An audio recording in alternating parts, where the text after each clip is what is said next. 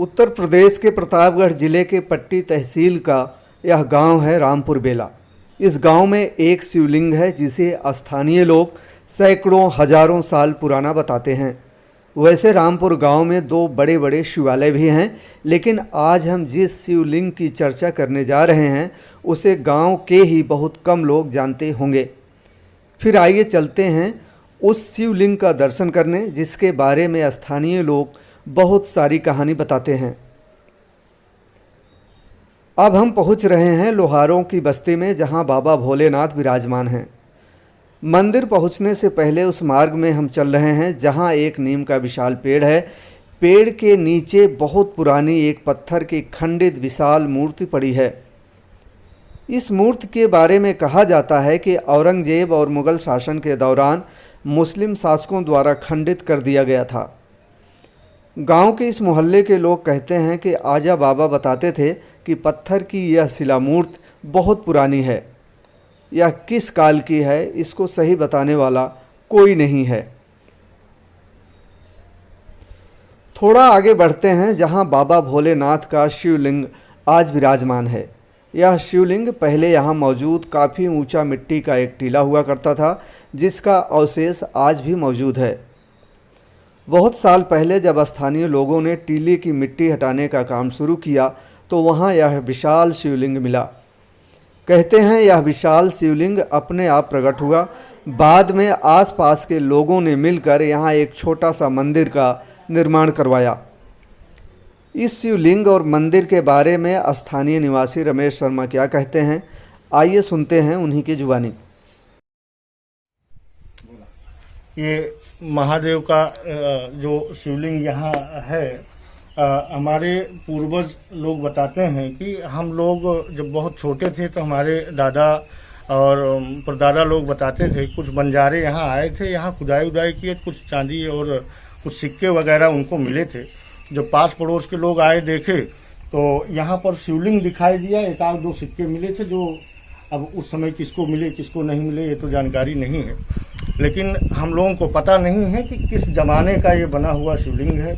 और ऐसा ही टीला था। मंदिर तो कुछ पास पड़ोस के सहयोग से बनाया गया है, लेकिन यहाँ आने जाने का रास्ता ना होने के कारण यहाँ और कोई विकास नहीं हो पा रहा है।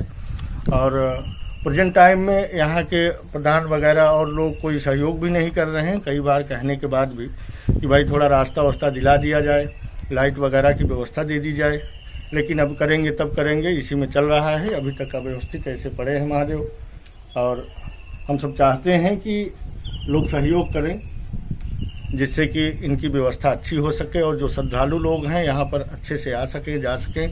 काफ़ी प्रभावशाली हैं, इनकी बड़ी दिव्यता है। जो श्रद्धा भक्ति से यहाँ आता है अपनी इच्छा को लेकर के, महादेव जरूर पूर्ण करते हैं, यह हमें अनुभव है। आगे बढ़ें इससे पहले स्थानीय निवासी कहते हैं कि यह मुगल शासकों द्वारा विध्वंस किया हुआ पुराना मंदिर है जिसे खंडहर में तब्दील कर दिया गया था। संक्षेप में जानते हैं औरंगजेब और उन मुगल शासकों के बारे में जिन्होंने हिंदुओं के हजारों मंदिरों को विध्वंस कर दिया था।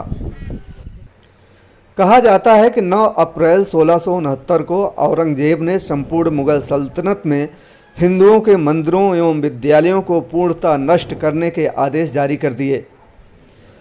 मंदिरों को तोड़ने का औरंगजेब का आदेश प्रत्येक मुगल परगने में भेजा गया। औरंगजेब का मानना था कि मुसलमानों के लिए यह उचित नहीं है कि उनकी दृष्टि किसी बुतखाने अर्थात मंदिर पर पड़े।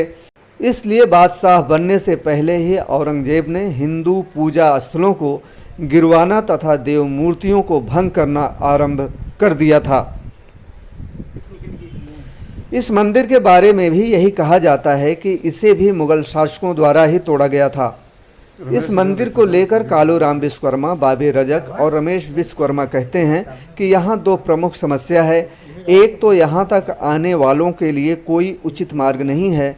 दूसरा स्थानीय लोगों की प्रमुख मांग है कि यहाँ एक बिजली का खंभा लग जाए जिससे हजारों साल पुराने इस शिवलिंग के पास प्रकाश की व्यवस्था हो सके। भगवान ये बहुत बड़ा एक टीला था और यहाँ भगवान शिव का ये मूर्ति निकला जब, तो हम लोग यहाँ पे भाई मंदिर बनवाना शुरू किए। अब हम लोग चाहते हैं कि यहाँ पे एक रास्ता का ज़्यादा विकल्प है, रास्ता नहीं है यहाँ पे।